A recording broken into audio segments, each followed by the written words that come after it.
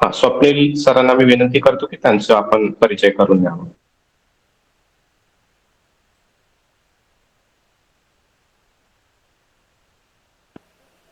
सर्वांना माझा नमस्कार. सर्वप्रथम आयोजकांचं मी इथे आभार मानतो की त्यांनी मला इथे परिचयाची संधी दिली. तर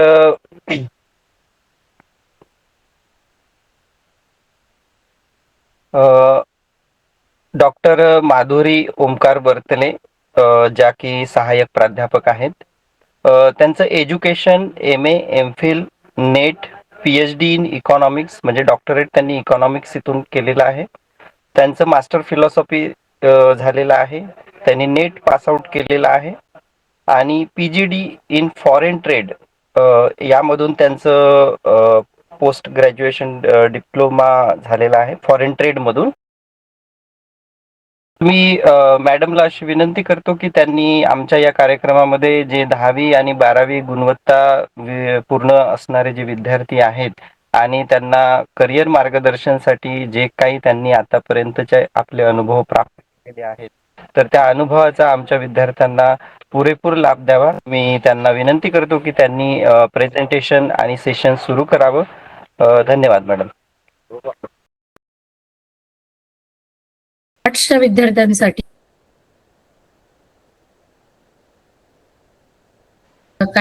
माधुरी मॅडम, पुन्हा म्यूट झालेत तुम्ही, पुन्हा म्यूट झालेत, अनम्यूट करून. ओके. आर्ट्स आणि कॉमर्ससाठी ज्या काही अर्थशास्त्र आणि वित्तीय क्षेत्र जे असतं त्याच्यामध्ये ज्या काही संधी उपलब्ध आहेत त्या कव्हर करण्याचा मी प्रयत्न करेन. 12वी नंतर ज्या विद्यार्थ्यांनी BA किंवा BCom कम्प्लीट केलेलं आहे अशा मुलांना खूप साऱ्या संधी उपलब्ध आहेत. जसं की अगदी सुरुवातीला सांगायचं झालं तर so why finance and economics we have to choose, म्हणजे आपण वित्तीय क्षेत्र किंवा अर्थशास्त्र क्षेत्र हे का निवडायचं?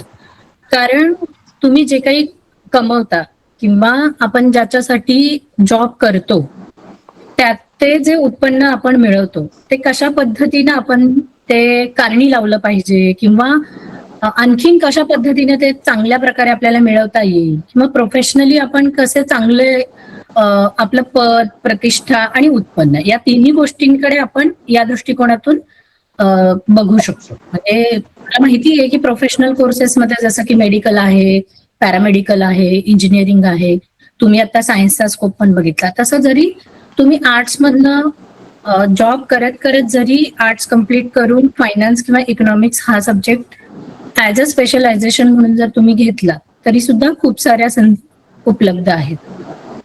आता तर डिजिटलायझेशन किंवा पूर्ण ऑनलाईन पेमेंट्स ह्या सिस्टीम्स चालू आहेत, तर त्याच्यामध्ये गव्हर्नमेंटचा रोल, बँकिंग सेक्टरमधले रोल्स किंवा कॅपिटल मार्केटमध्ये आपण सेबी बघतो. सेबी म्हणजे security exchange board of India, तर त्याच्यामध्ये सुद्धा खूप साऱ्या जॉब ऑपॉर्च्युनिटीज आपल्याला उपलब्ध आहेत. हे सोडून रिसर्च आणि अकॅडमिक्स म्हणजे UGC नेट क्वालिफिकेशन केल्यानंतर तुम्ही कुठल्याही सिंपल डिग्री मधनं म्हणजे बेसिक डिग्री जी असते BA, BCom, BSc त्याच्यासाठी तुम्हाला जर प्रोफेसर व्हायचं असेल तर तुम्हाला UGCची सेट म्हणजे state eligibility test for lectureship आणि नेट म्हणजे national eligibility test for lectureship, हे दोन्ही तुम्ही अकॅडमिक्स मध्ये करिअर करू शकता. आणि ते सोडून इकॉनॉमिक्स किंवा कॉमर्सच्या मुलांसाठी आपल्याला वित्तीय क्षेत्र किंवा अर्थशास्त्र क्षेत्र ह्या दोन्ही क्षेत्रामध्ये करिअरच्या संधी उपलब्ध असतात.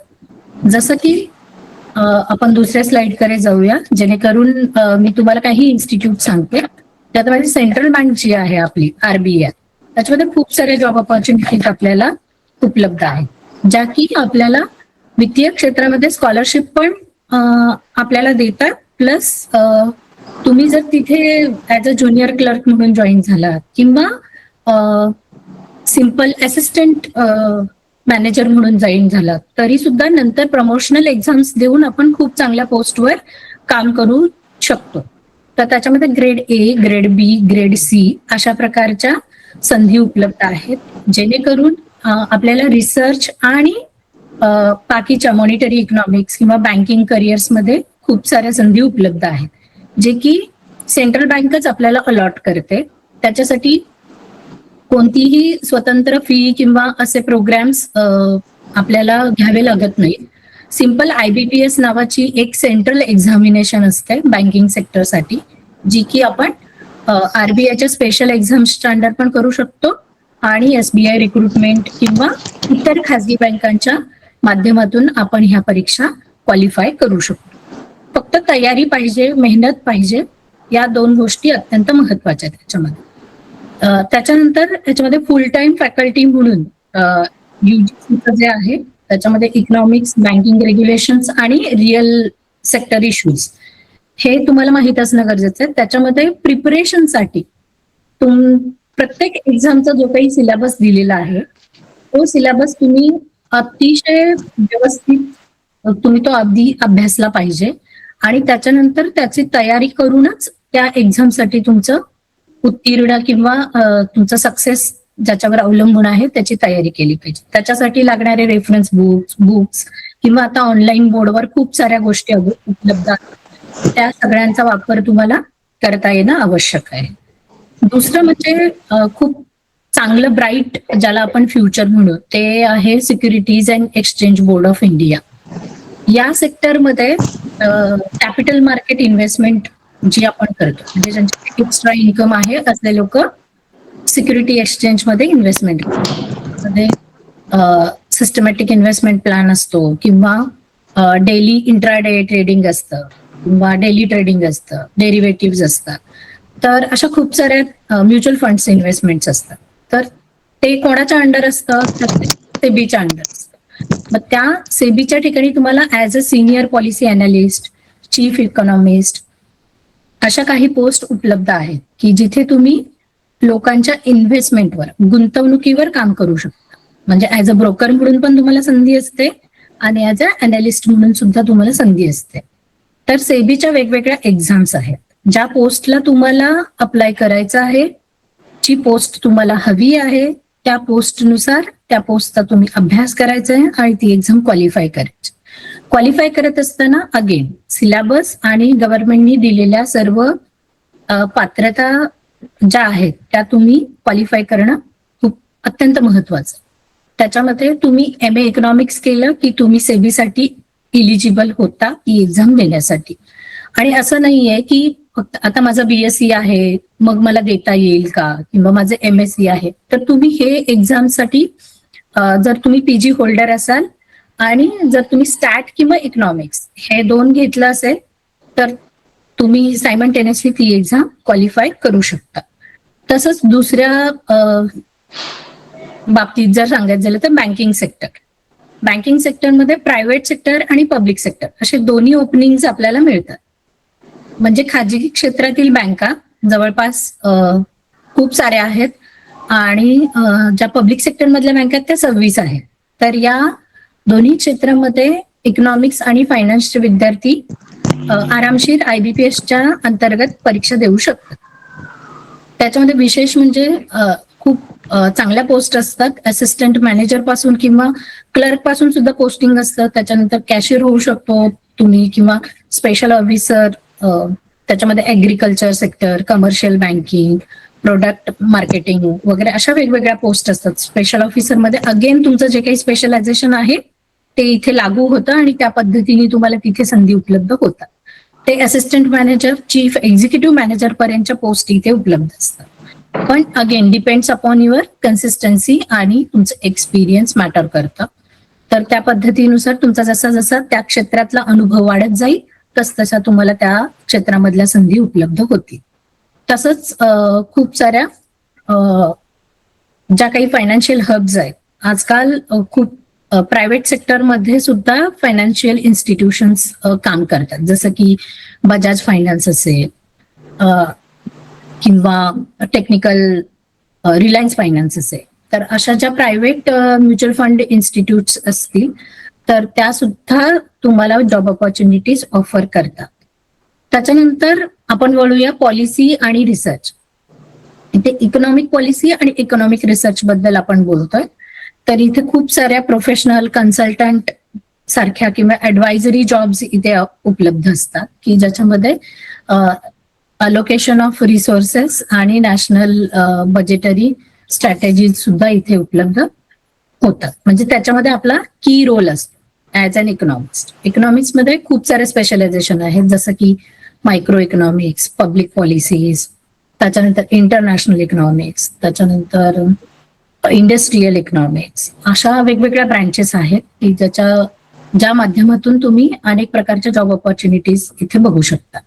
हे या व्यतिरिक्त पॉलिसी किंवा रिसर्चमध्ये जर आपल्याला खूप चांगलं करायचं असेल करिअर, तर जे मिनिस्ट्रीज जॉब असतात, म्हणजे मिनिस्ट्री ऑफ MSME किंवा फॉरेन स्ट्रॅटेजी, फॉरेन एक्सचेंज किंवा इंडियन इकॉनॉमिक सर्व्हिसेस, यामध्ये सुद्धा खूप साऱ्या जॉब ऑपॉर्च्युनिटीज आहेत. किंवा मिनिस्ट्री ऑफ स्टॅटिस्टिक्स जे आहे त्याच्यामध्ये तुम्हाला असिस्टंट स्टॅटिस्टिकल ऑफिसर अशा जागा आहेत की जिथे आपण खूप चांगल्या प्रकारच्या बजेटरी स्ट्रॅटेजीजवर काम करणारे संधी इथे उपलब्ध असतात. जसं की आता फॉर एक्झाम्पल जनगणनेचं जे काम असतं, म्हणजे आपण ज्याला डेमोग्राफिक इलिस्ट्रेशन म्हणतो आम्ही, तर त्याच्यामध्ये तुम्हाला संधी असतात. म्हणजे तो सगळा डेटा अनालाइज करायचा, म्हणजे नुसतं तुम्हाला तिथे डेटा कलेक्शनचं काम नाहीये, डेटा अनालिसिसचं काम तिथे करता येतं आणि खूप चांगल्या प्रकारे आपल्याला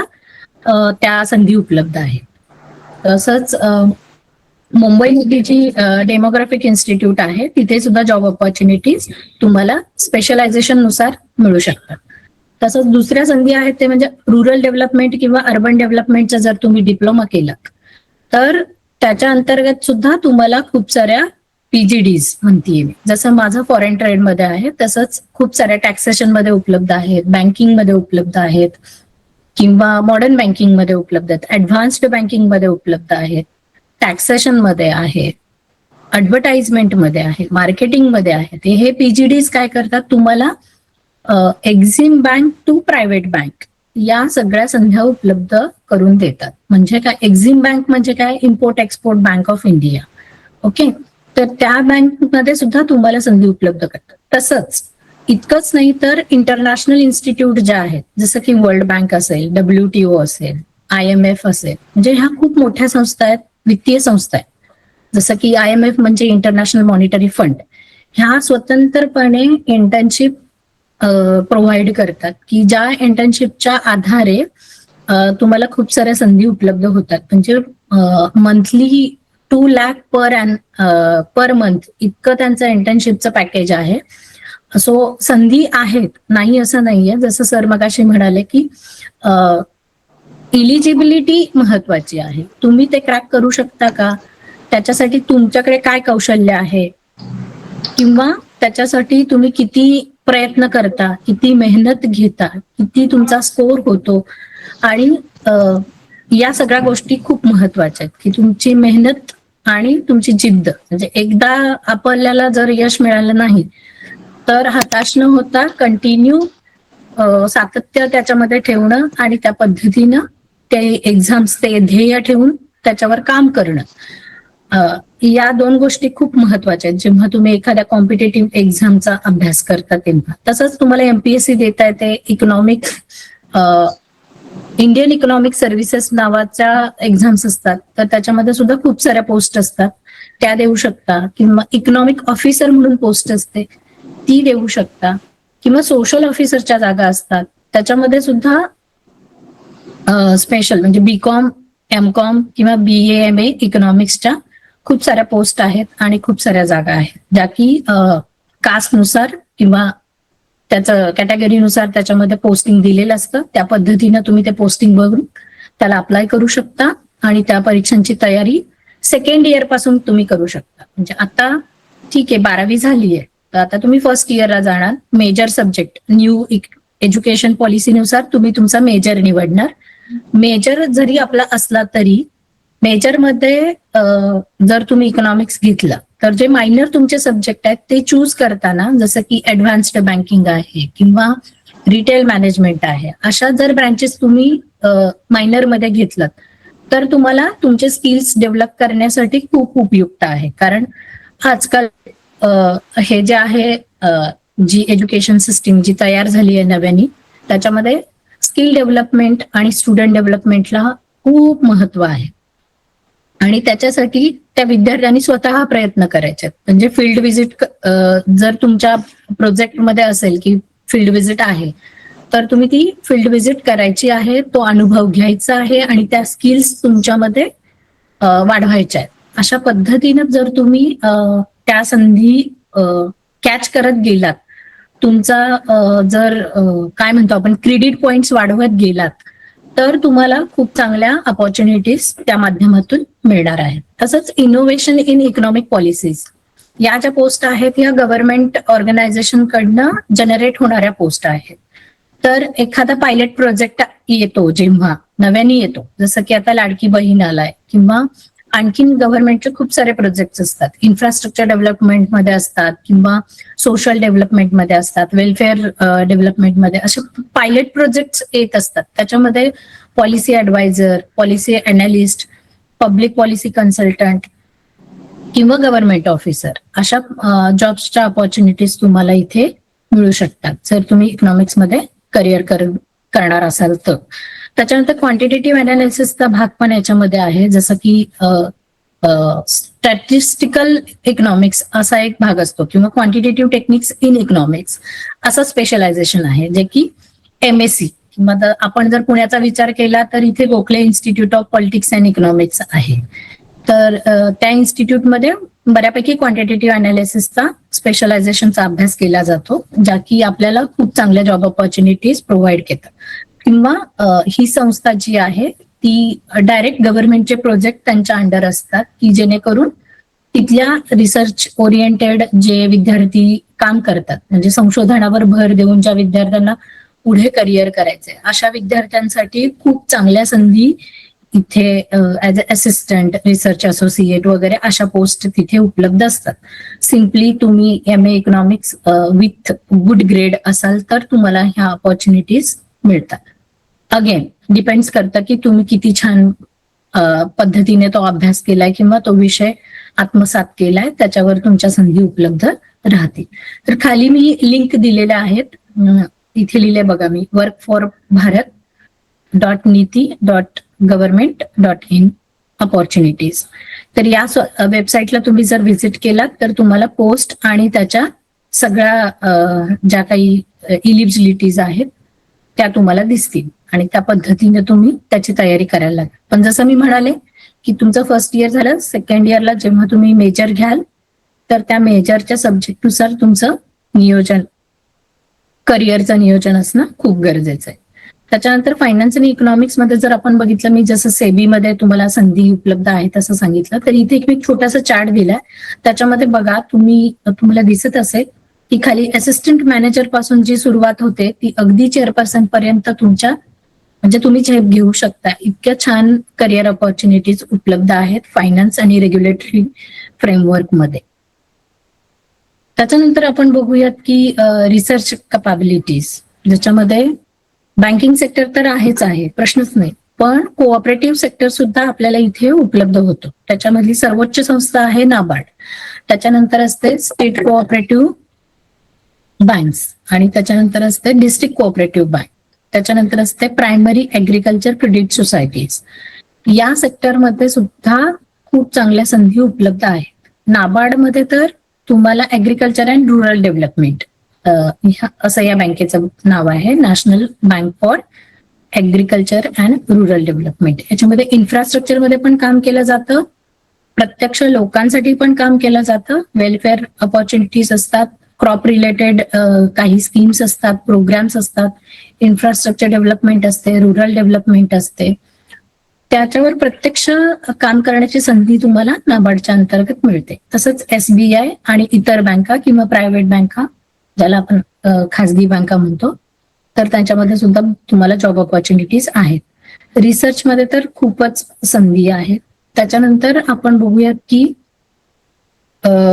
हे एक रिलिव्हंट सेक्टर आहे, जे की आपण मार्केट ट्रेंड्स, फिनटेक इनोव्हेशन किंवा टेक्नॉलॉजी ऍडव्हान्समेंट या ज्या गोष्टी आपण सध्या ऐकतोय त्या सगळ्या कॅपिटल मार्केटशी रिलेट करतात आणि त्या बँकिंग सेक्टरला खूप जवळच्या आहेत.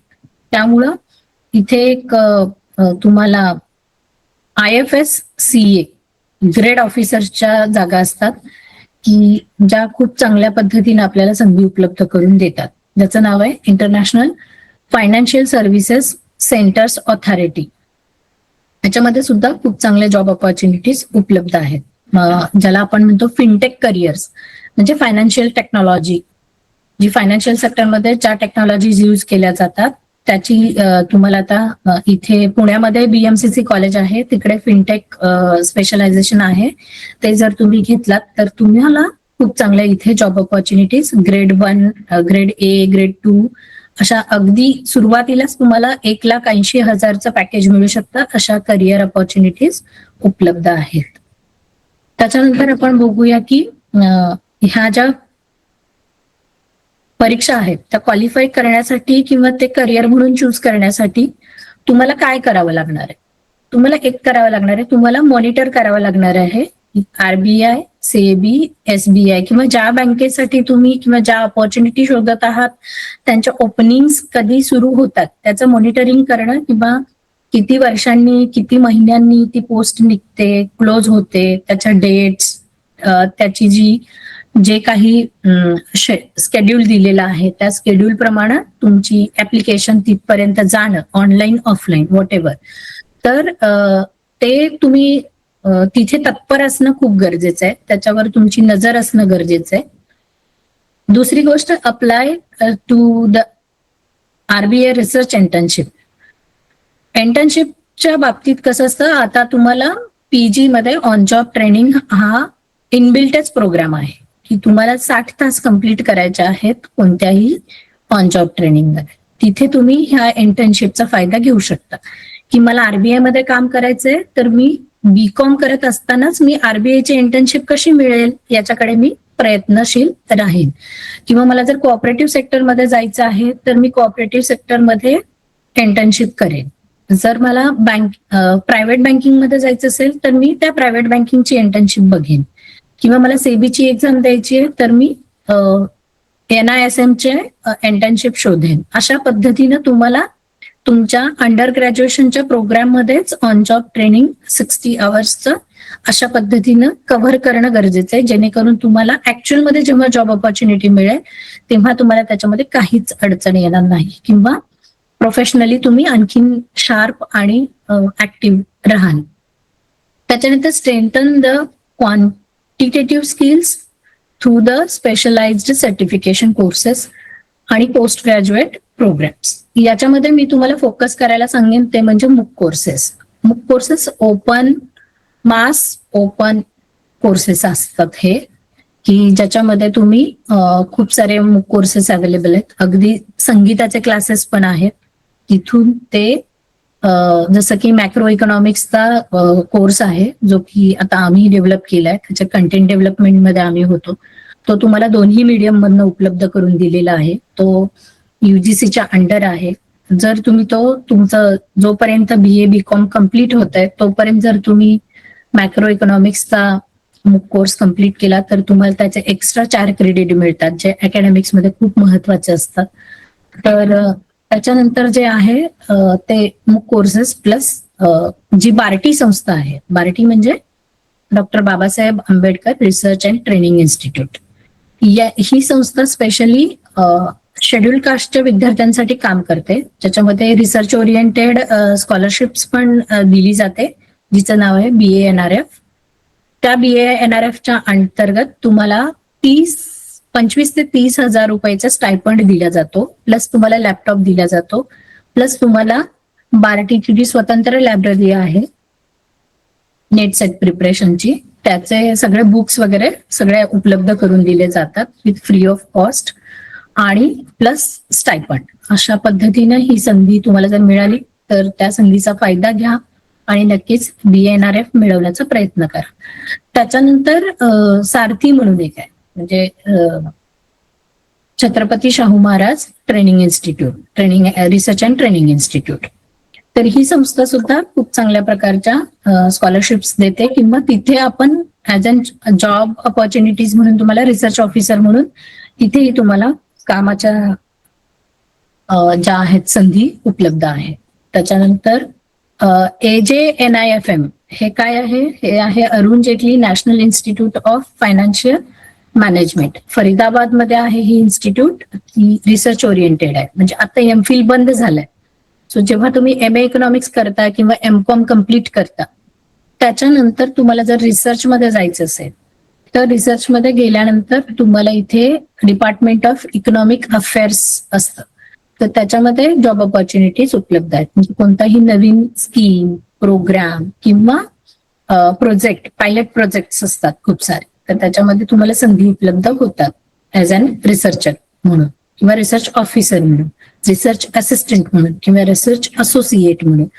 ज्या पद्धतीचं काम आपल्याला हवं आहे त्या पद्धतीने आपली एलिजिबिलिटी तयार करणं हे अंडर ग्रॅज्युएशन आणि पोस्ट ग्रॅज्युएशनच्या ड्युरेशन मध्ये तुम्हाला ते फुलफिल करावं लागणार आहे.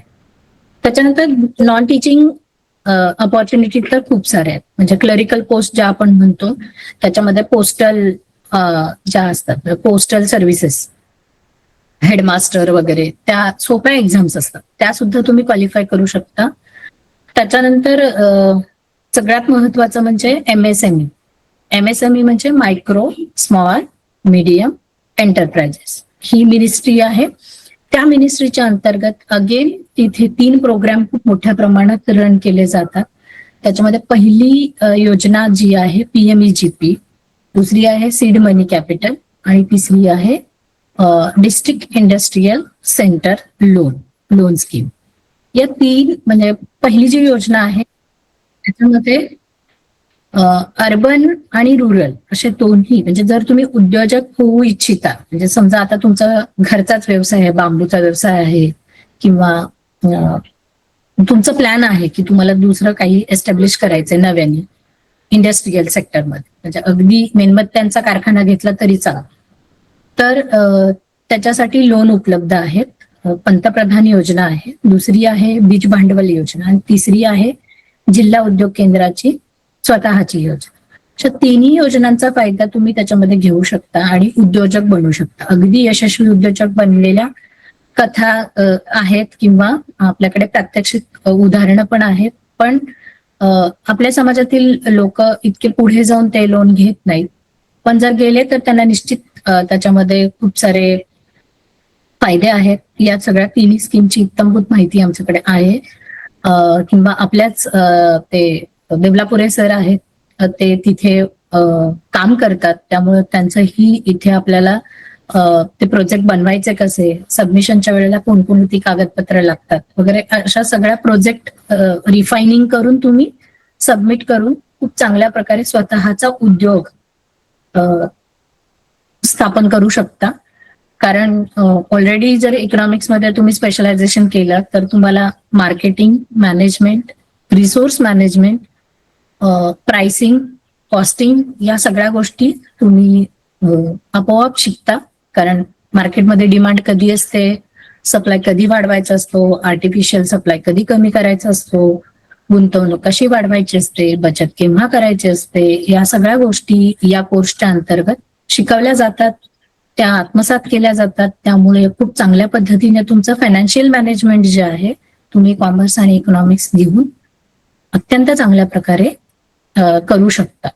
सो निश्चितपणे तुम्ही कोणताही कोर्स केला म्हणजे रादर तुमचा जो काही चॉईस आहे अकॉर्डिंग टू दॅट, इंजिनिअरिंग करा, मेडिकल करा, पॅरामेडिकल करा, नर्सिंग करा, ऍग्रिकल्चर करा, ज्या आपण आता ब्रँचेस घेतलेल्या आहेत त्याचे कुठलीही संधी, कला वाणिज्य घ्या, मॅनेजमेंट घ्या, MBA करा, जे काही कराल त्याच्यामध्ये टॉप करा किंवा खूप चांगलं करा, जेणेकरून तुमची मेहनत आणि तुमची करिअर बिल्टअप होईल याच्याकडे तुमचं खूप लक्ष असणं किंवा त्याच्यामध्ये तुमची एक्सपर्टीज तयार करणं किंवा काही खूप चांगलं जिद्दीने ते पुढे नेणं, या ज्या गोष्टी आहेत त्याच्यामध्ये सातत्य ठेवणं, कष्टाने करणं, प्रामाणिकपणे करणं, या गोष्टी तुम्ही पाळल्यात तर निश्चित तुमच्याकडून एक खूप चांगलं करिअर निश्चितपणे होईल याची खात्री आहे मला. सो संयोजकांनी जी संधी मला दिली त्याबद्दल खूप सारे धन्यवाद आणि मला काही संवाद साधता आला तुमच्याशी. जर काहीही तुम्हाला वाटलं तर संपर्क साधा. या अपॉर्च्युनिटीज मी तुम्हाला पुन्हा नव्याने चांगल्या पद्धतीने सांगण्याचा निश्चित प्रयत्न करेन. All the best. धन्यवाद मॅडम. आपण अतिशय सुंदर आणि इन्फॉर्मेटिव्ह सेशन्स कंडक्ट केलं आणि खरं म्हणजे आजच्या या कार्यक्रमामध्ये आपण सहभागी झालात. एक महिला मार्गदर्शक म्हणून आपल्या मुरुड समाजातून तुम्ही येत आहात आणि तुम्ही महिला मार्गदर्शक म्हणून आजच्या कार्यक्रमात सहभागी झालात त्याबद्दल तुमचं खरंच अभिनंदन आयोजक समितीतर्फे. आम्ही बऱ्याच महिलांना कॉन्टॅक्ट केला यामध्ये सामावून घेण्यासाठी वगैरे, परंतु प्रत्यक्षात आपण इथे उपस्थित होऊन आजच्या मुरुड समाजातील विद्यार्थ्यांना मार्गदर्शन केलं त्याबद्दल मनस्वी आभार. यानंतर आपण पुढचा सर एक मिनिट, मॅडम बद्दल जरा आपण थोडस अजून त्यांचा परिचय करून देऊया. मगाशी मी ट्रॅव्हलिंग मध्ये असताना ते मला सांगता आलं की मॅडमचा जो अनुभव आहे त्यांचा जवळपास 20 वर्षाचा टीचिंग क्षेत्रातला अनुभव आहे. त्या DY. Patil SSC college Pimpri येथे सहाय्यक प्राध्यापक म्हणून कार्यरत आहेत आणि बार्टी आणि सारथी येथे त्यांचा 20 वर्षाचा जो अनुभव आहे तो आपण आताच त्यांच्या स्लाइड शो मधून आणि त्यांनी जे काय आपल्याला मार्गदर्शन केलेलं आहे त्यामधून आपल्याला दिसलेलं आहे. त्यांचे जवळपास 35 रिसर्च पेपर पब्लिश आहेत नॅशनल आणि इंटरनॅशनल कॉन्फरन्स मध्ये आणि त्या युट्यूबच्या लेक्चरर सुद्धा आहेत, म्हणजे युट्यूब वरून ते लेक्चर सुद्धा देतात. त्यामध्ये ते नेट सेट आणि बार्टीचं प्रिपरेशन कसं करायचं याबद्दल ते मार्गदर्शन देतात. तर एवढा सारा अनुभवी व्यक्ती ज्या आपल्या समाजातील आहेत, खरंच आमचे विद्यार्थी आपले खूप खूप आभार मानतील, कारण त्यांना ज्या स्टॅटिस्टिक किंवा इकॉनॉमिक्स या फील्ड मधून पुढे आपल्याला योग्य करिअर संधी निवडता येईल याची आता शाश्वती आलेली आहे. मनस्वी धन्यवाद मॅडम, खूप खूप आभार.